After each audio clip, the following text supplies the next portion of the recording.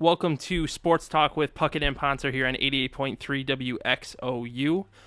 Tim, last night was a bit ugly for Miguel Cabrera in the last at bat of the game. He came to the plate with two runners on, and everybody in the Detroit area thought that he was going to hit a game-tying three-run home run. At least I did. And following on Twitter, which you can do with Tim and I at Austin Puckett and at Timothy_Pontzer. Follow the station at WXOU. Yep. Everybody was talking about it because on Saturday he hit the walk-off home run to beat the Royals in the second to last game of that series, which they took 3 of 5 from the Royals. In majestic fashion. Yeah, hit it to the camera well in right field, hit the Fox Sports camera guy in the leg. He did. And, everybody was talking about that. So last night when he came to the plate, everybody thought he was going to do it, because, for the past 2-3 days now, everybody's been talking about the walk-off home run that he hit. And so when he comes to the plate, there is a not unnecessary, but just way too high of an expectation of a guy who is human, even though he acts like he's not most of the time. He strikes out, and he had a ugly swing on the first pitch, which he seemed to re-aggravate his hip again. So my question is, even though just 2 days earlier, he hit a majestic walk-off home run, last night he looked like he was trying too hard. And in trying too hard to, do it once again, it looked like he hurt himself. So would you rest Cabrera, even though he's fully capable of performing at a high level offensively at the plate, but struggles a bit defensively and has the tendency to re-aggravate when he, is trying too hard, per se? Well, it's nice to see you there, Austin Puckett. That was a little 2-minute setup. It was. I got the Twitter in there for at WXU. That's right. Cabrera is right now he's leading in 2 of the 3 Triple Crown categories, and it's incredible. He's he's on pace for better numbers, way better numbers than last year when he won the Triple Crown. He has a chance to better all 3 of his totals, average, home runs, and RBIs. Despite missing 7 or 8 games, and he has a chance to be the first player in the history of the game to win back-to-back Triple Crowns. Cabrera is a very competitive guy. That's something he wants to go for. I understand that Leland will let him do that. I mean, there's been rumors that Leland wants to DH Cabrera, and he demands that he plays first. Like, he wants to help the team, play third. He wants to help the team. That's just the kind of guy he is. But regardless, as much as I'd like to see him win back-to-back Triple Crowns, and this is a whole different discussion, I think it's more important for him to, obviously for the team to win the World Series, it's more important for him to be there and be able to produce in October. I don't care if he gets into the Triple Crown again. I mean, it'd be great, but that's not, last year that's kind of a nice thing to fall back on, but need I remind you, they didn't do so well in the World Series. You get a 4-game sweep. That's not very memorable. And you can have all the T-shirts and hats and posters and say, hey, Cabrera won the Triple Crown. I don't care. I want the World Series. Cabrera could have not won the Triple Crown, and it wouldn't, I don't care. I know some people even argue they'd rather see that than, if you could guarantee he gets another back-to-back Triple Crown and not a World Series. That doesn't make any sense to me. I care about the title. That's what you're building this team for. And Cabrera is by far becoming the most crucial aspect of this of this World Series run. Right. Last year, the year before, it was probably Justin Verlander. Verlander has definitely lost a step this year, and Cabrera is winning games for you. I mean, he is winning games. Now, Verlander obviously can still win games for you. He hasn't done so lately. He hasn't been the reason you've been winning games. When he's been on the mound, but Cabrera has been the reason you're winning games. He'll go out there, go 3 for 5, 4 RBIs, and he is able in that lineup to knock in guys like Jackson and Hunter, and protect guys like Prince.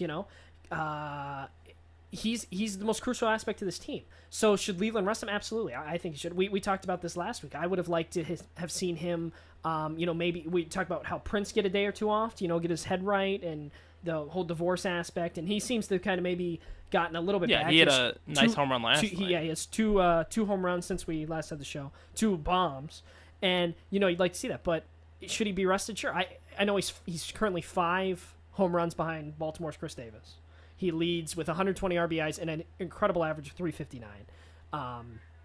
But when your team is this high-powered offense, it runs through Miguel Cabrera. Right. If you take him out of there, you can cope. We've seen you can cope without a guy like Austin Jackson. You can cope with even out, Torrey Hunter's at his son's graduation. You can cope even at the bottom of the order without Omar Infante or Alex Avila.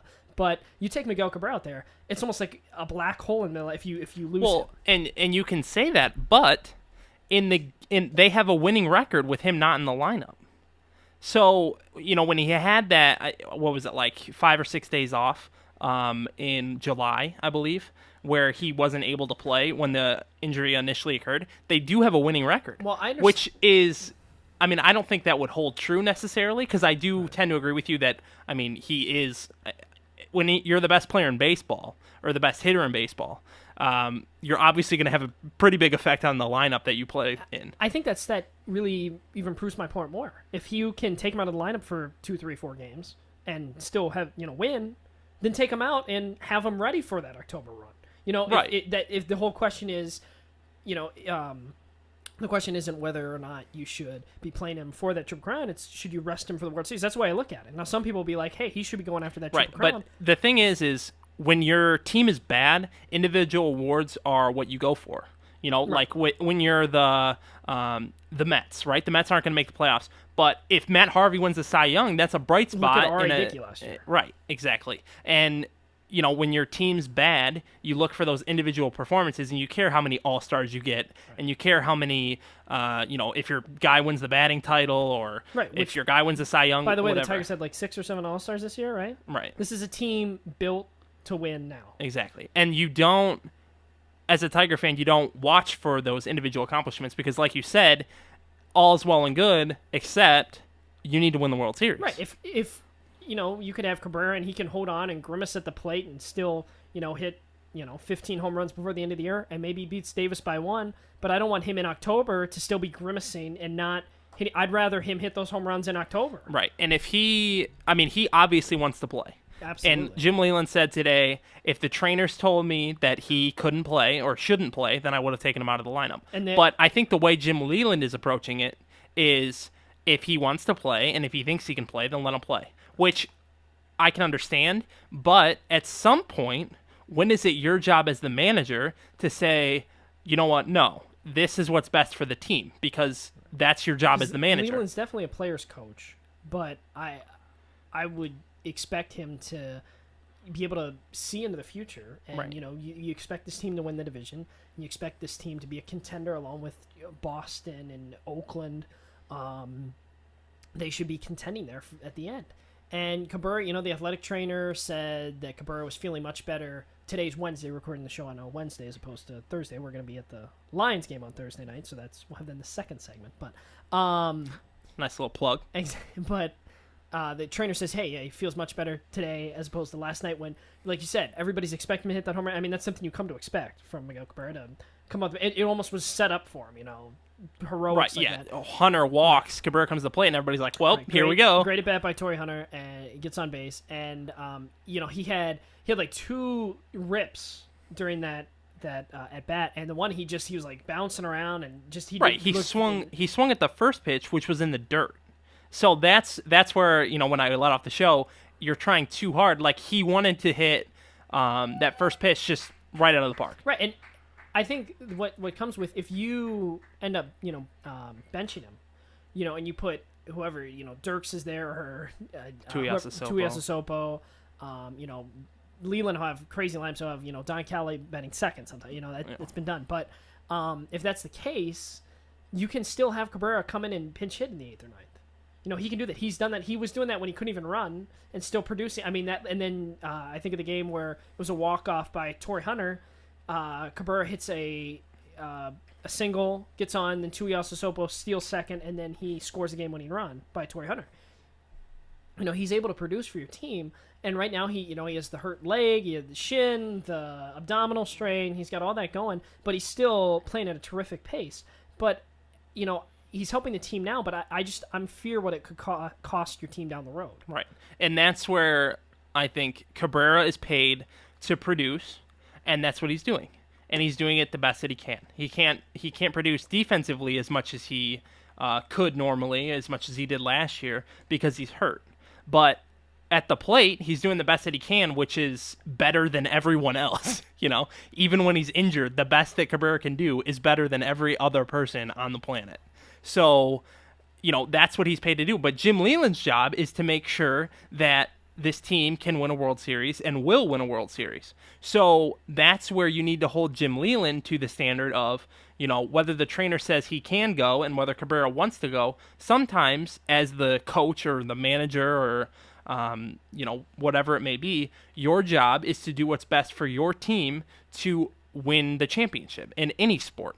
So, sometimes Jim Schwartz was going to have to make Calvin Johnson sit because, if they're in week 17 and they already clinched the playoff spot, well, you need to sit down because we need you in the playoffs, Not that that's only ever happened once. This very debate was on ESPN.com. One of their baseball writers, Dave Chauvinfield, he said that he believes they should rest Miguel Cabrera, and he has a couple stats. He said, if Cabrera's current WAR, something that is always brought up, especially MVP race, when he goes head-to-head with guys like Trout, is 6.7 in the 117 games he's played. So the guy says, in the absence of Miguel Cabrera, the Tigers probably play Ramon Santiago or Don Kelly. So pretty much the definition of a replacement level player, which I would agree. So Cabrera has been worth one win roughly every 17 games. So if you sit him 17 games, you're looking at about one extra loss.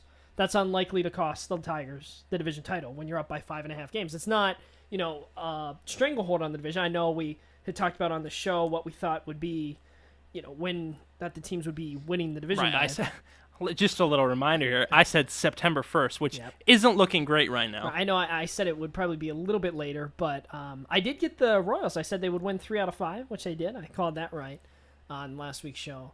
But Guy has an interesting comparison to someone that I'm kind of a fan of. And you not so much, is Josh Hamilton.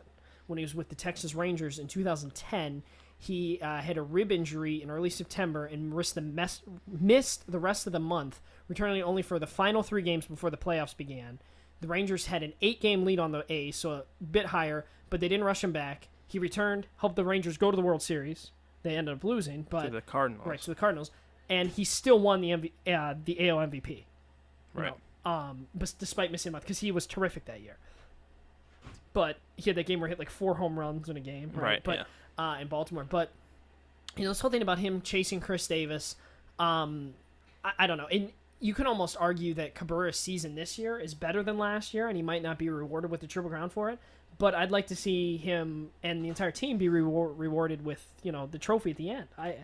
That would be my answer to the question. I think Leland should kind of step up, and I understand being a player's coach. And you don't have to rest Cabrera for like a week, but maybe you slide him into that DH spot, and maybe he doesn't play day games for like the rest of the season. Maybe you just give him some days, and you have Victor Martinez play first, you do whatever it takes that's needed to just not have him be out there every day.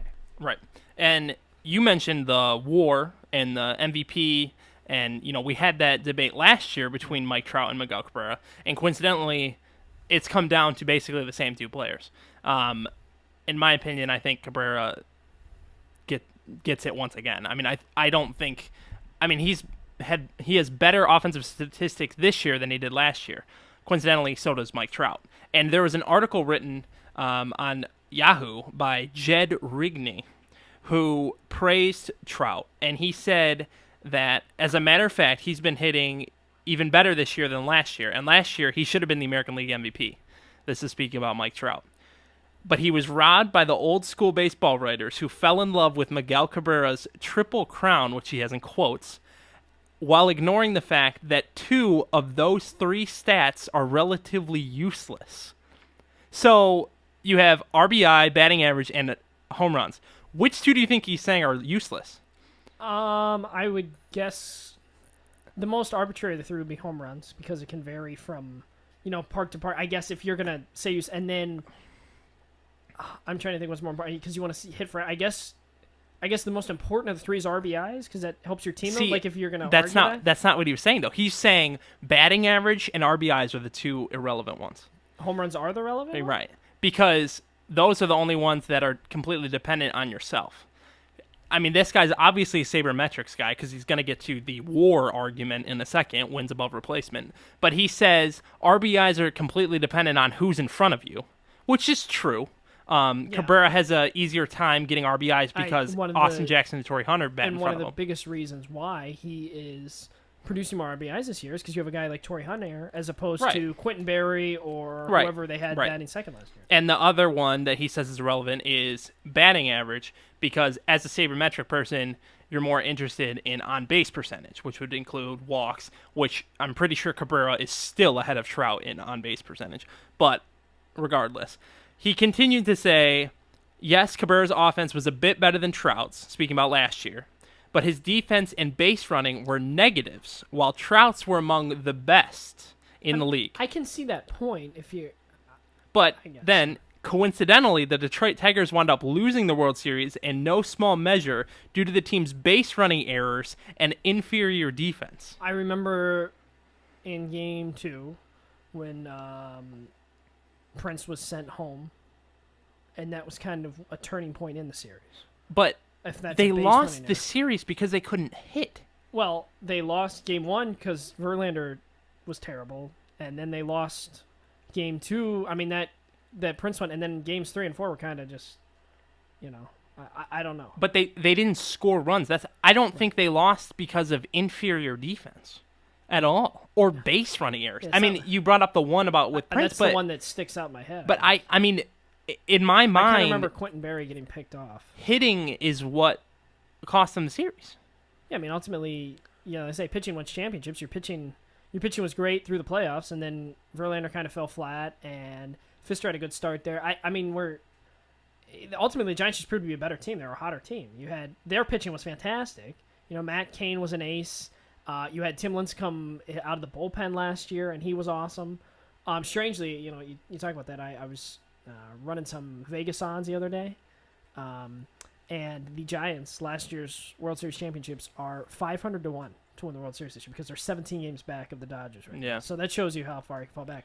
But this whole MVP argument in WAR, I to be honest, I don't really care as much. I know in baseball it's a big deal. I just thought it was funny to bring something like this up. No, I understand. Yeah. When last year we had this debate, and the baseball writers pretty much silenced it with their vote, which was not that close. I mean, it wasn't as close as some people were expecting. But then this guy, this Jed Rigney guy, I think this is an absolute cheap shot at Cabrera. He said, maybe we can say Cabrera's team made the playoffs, even though they would have without him, which I think is very debatable. And then, or Trout is just showing off, and that's why he has the statistics he has, because they're not in playoff contention. Or Cabrera hasn't been arrested for drunk driving in a while, and that's why he got the MVP. I mean, that's just a cheap shot. It doesn't even... The one at the end. I mean, if you want to argue that you can definitely argue, and it would be true, that the AL West is better than the AL Central. Sure, you have the Angels and Rangers and Oakland compared to the Tigers and maybe Cleveland on a good day. Is Kansas City better than Los Angeles? The Angels? Yeah. Probably not. I mean, on paper. If you want to argue, I mean, Texas you can argue is better than, I mean, not maybe at the moment, but in the past 2-3 years, they've been better than any team in the Central. I would say the Tigers beat the Tigers. I would say the Tigers are the best of all of them. Either division. Yeah, okay. And then probably, I don't know. Texas has been really good. The problem is the A's. The A's shouldn't be good, but they are. The Tigers beat the A's last year, but then 2 years ago they lost to the Rangers. I mean, the Rangers knocked them out of the playoffs. If you want to argue that, I don't know. And it is true. Do the old school guys love Cabrera and the new school guys love Trout? This whole debate is I don't care. I can't name for you who won the MVP even 2 years ago. I don't remember. like Buster Posey won it. Yeah. Like I don't care. I really don't. I Right, can and tell you who. I can tell you which team won. I even struggle to tell you which player was the MVP of the World Series. I mean, last year was Edgar Renteria, right? Who was a former Tiger. Yeah. For the like guys like that step up. Individual awards really do nothing for me. I don't. As a Steeler fan, Roethlisberger could throw for 7,000 yards and win the MVP, and I'm not going to go out and get a shirt with him on it. But if they win the Super Bowl, you better guarantee I'm going to have it. Like, that's how I remember things. And if you can have these great individual seasons, but if you fall in the playoffs, I know you're a big, Peyton Manning fan. How many years did he he was the best in the league year after year after year, and then he falls flat in the playoffs. I don't care. You got to win the title. And if this means if Cabrera, and the breaking news, Chris Davis just hit his 46th home run, bottom of the seventh, like just a couple minutes ago. If Cabrera can't catch, former Ranger there playing on Baltimore, so what? It doesn't. I don't really get into this, and it is kind of fun. It's a chase because you don't care at all. I really don't. It doesn't. Like, it's cool, and I think. Now, I'm not going to downplay it and say it doesn't matter, because I think it is very impressive that he won the Triple Crown. And I think winning the Triple Crown, they shouldn't have just handed him the MVP, but he had a terrific year. I mean, that hadn't been done since that guy I can't pronounce from Boston. Yastrzemski. Yeah, in like 67. 69. And he has a chance to do it. 67. He has a chance to do it back-to-back years. That's incredible. But I would care so much more if you can tell me that they're gonna win the World Series. And I think it's more impressive to win the Triple Crown in a year where you do win the World Series. And you could, sure. I mean, and then you're talking about some of the best seasons you've ever had. But if you could tell me right now that Cabrera could lose 30 points off his average, 30 RBIs and 30 home runs, but they still win the World Series, you better believe I'm going to take that. Like, you want to win as a team. Cabrera is definitely the biggest part of this team.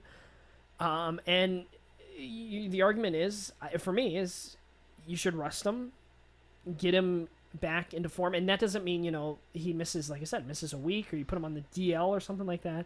But maybe you put him in that DH a little bit more, and he doesn't play every third game, and I'd be fine with that. Yeah, but I think it's this. I mean, I care about the Triple Crown. Obviously, I care about winning the World Series more. And yes, I'm gonna say not that I don't care about, because I do pay attention to it because he's in it and it's a local thing, and it's fun because we don't really have, like a pennant chase to be a part of. Exactly. That's a great point. I People get disappointed by the fact they're running away with it. 7-8 years ago, when I was living in Cincinnati, the Reds had a chance at the very end of the year, and it was. There was a chance to win the division or the wild card. I don't even remember, but to make the playoffs. And it was like them, and St. Louis was involved, and so it must have been the division, because it was in Milwaukee. It was right there at the end, and I remember following that, and that was exciting. And you would be like, hey, what did Milwaukee do? What did St. Louis do? And like when the Tigers, you're like, what did Cleveland do? And they won in like 14 last night or something, but you're still 5.5 up. Right. Now if that number gets down to 3. Yeah. You start paying attention, and especially if you're the team chasing, for sure. But the Tigers have been in the lead for so long. I understand a lot of people follow this. They're like, hey, what did Chris Davis do? But I'm not like, I don't go to my phone. I'm like, yep, Chris Davis, 2 home runs. Like, I don't. But it just doesn't. But pennant chases are fun, and I can kind of see how people do that. And I remember the Reds ultimately, the Pirates came in and swept them the final series of the year. I remember that. And they ended up not going to the playoffs. They had a winning record but didn't go. And but that's exciting, to be there. Right? At the Yeah, end. the Tigers had Game 163 where they got absolutely. They got swept in the last and I think series of the year against the Royals. Honestly, I think that's more exciting than Cabrera. But I can tell you, well, yeah, because it's a team, it's not an individual. But I can he hit that walk-off home run, and that stadium was like shaking. It was like a playoff win. That was huge, and because he's incredible. And I know I text you, and I think that he is the best at his talent level, what he does, that I've ever seen live. I've seen guys like there's like Calvin Johnson, like Sidney Crosby and Nick Lidstrom, are guys that at what they do, they're probably the best. And I think in Verlander, when we saw him 2 years ago, when he was there in the ALCS at the end of that Cy Young MVP year. Do you think that a Cabrera at bat is more or less must-see TV than when Justin Verlander had his 24 wins in 2011. I don't know. Because Justin Verlander, every time he took the mound, you would be like second inning, and everybody would say, "Did he give up a hit yet?" Exactly. And if he had, everybody was kind of like, "Oh," which is as ridiculous a standard as when a guy comes up in the bottom of the ninth with 2 outs, with 2 guys on, and you expect him to hit a game-tying home run. I think lately Cabrera's, like, if he has an at-bat, like in the last innings or so, it's definitely, like, his leadoff at-bat is that must-see TV. I'm not as much. I think Verlander starts. I just think, remember, our like senior year of high school, and that everybody would watch it, right. And that was like, what is he doing? They said must see JV. It wasn't ridiculous to think, you'd be like, well, who's he pitching against? They're Toronto or Houston or right. or whenever he would face. One time he took a no-hitter into the 6th against the Rangers, right. Which was ridiculous. Whenever when interleague, now they play interleague all season long, but whenever interleague, they match up against the like Pirates or something, it was like, is right. Verlander starting? Because he had that no-hitter into like the ninth, the second batter. I think that was a bit more, because that was a little more exciting, and he was just at such a dominant level. And I don't know what Cabrera's doing right now is amazing. I don't know what you're ever going to see with Verlander for like that too. That was for me. That was something that I actively paid attention to in terms of. You're absolutely right. Now that maybe I cared about that more than Cabrera's Triple Crown chase. Well, the thing is you get Verlander for 8 innings, exactly. 7 innings, exactly. And you only get Cabrera 4 times a game. Right. Now, granted, I will say that last night, when the game wasn't quite as close, it was like 5-0, and then it was 5-1, then 6-1, and I was flipping around the TV a little bit. I'm not going to sit there through a whole baseball game when it's 6-1. But I will say that I was mapping out in my mind when Cabrera would come to bat, and I would flip it back, and I'd pull up Score Center on my phone and figure out like, he bats in 2 batters, whatever, and I would come back just to watch his at bat, because it is must see TV. Because if he hits another home run, you want to be there watching it. No, I understand that. I will say, I mean, it was set up perfectly, like where he hit that walk-off home run. He leads off the night, so everybody knows it. Everybody's like standing, and as soon as he makes contact, you're like, there it goes, and the place it was one of the loudest I've ever heard. That whole stadium was shaking. It was awesome, like a playoff win. It was just awesome. But, I think Verlander starts, especially. I mean, we were at that playoff game where he just like mowed down the range. That was a great game. That was for like a 2-year stretch. That was incredible. And what Cabrera's doing right now is, in terms, if you were to compare them, it's probably even more incredible. Like it is. He has a stretch right now of the past 162 games, like 2 days ago, where they were like trying to go through it. No one's ever done that in a 162 game season. The numbers he's put up in that span, and they went back to like the early 70s. That's like, because you have to sit there and look through stats to find any possible 162 game streak, even with injuries involved and stuff. And no one had bested that ever. Like what he's doing right now is absolutely historic. Yeah, it's never been done before. Right. But at the same time, did I enjoy watching Verlander more? Probably, because he just, I don't know. But baseball is such a difficult game. Yeah, absolutely. That even Cabrera, who, like you said, 162 games in a row, the best ever, which is ridiculous. Even still, he still is not successful almost 3/4 of the time. No, exactly. But, I mean, that's the standard in baseball. If you can be successful 1/4 of the time, or, close to 1/4 of the time, a little bit above 1/4 of the time, that's all right. You're there. You're batting 3, whatever. The other way to say, if you fail 75% of the time, you can still make a successful career as a baseball player. Right. And right. So that's what baseball is, such a hard game, and such a hard thing to do is hit a fastball. It's the hardest thing to do in sports. And winning those games, and you can be more successful in pitching because the batters aren't, 75% of the time they're not successful. Mm-hmm. So that's like the other way to put it. For like 2 years they were 99. Exactly. And awesome. That's what makes it more exciting, and that's why I think JV's run was a little bit more exciting for Tigers fans than Cabrera's runs, and I think we agree on that. But in terms of pitching performances, JV hasn't been what he has been the past 2 years, but Absolutely. Max Scherzer has stepped up so much, and after finishing this series with the Twins right here, or the next tonight they're playing the middle game, and then tomorrow they finish it up. they go to Citi Field to play the Mets, where the All-Star game was. And we're going to see a rematch of the All-Star game starters between Matt Harvey and Max Scherzer in Citi Field once again. So, and that's this Saturday. So the middle game of that series. That's going to be a really exciting matchup. And because this year Verlander hasn't been what he had been the past 2 years, we haven't gotten those matchups. I think back to early in the year, there was a Yu Darvish versus Verlander, Yeah. and that was scheduled to be, everybody was And like, this is going to be awesome. It was on ESPN, and Verlander kind of fell flat, and Darvish was awesome. Yeah. And it was kind of disappointing for Tigers fans.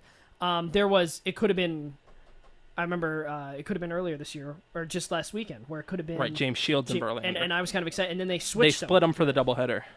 But, yeah, that's going to be an exciting game. A 4 o'clock start, nationally televised on Fox for some Saturday afternoon I really baseball. like Harvey. Right. So, and like I said, that's a rematch of the All-Star Game starters, and both of those guys are the front runners to win the Cy Young in their respective leagues. So that's going to be an exciting game to watch, and that's something to look forward to for Tigers fans, even though the Tigers have been 5-7 since their winning streak was snapped in New York last week.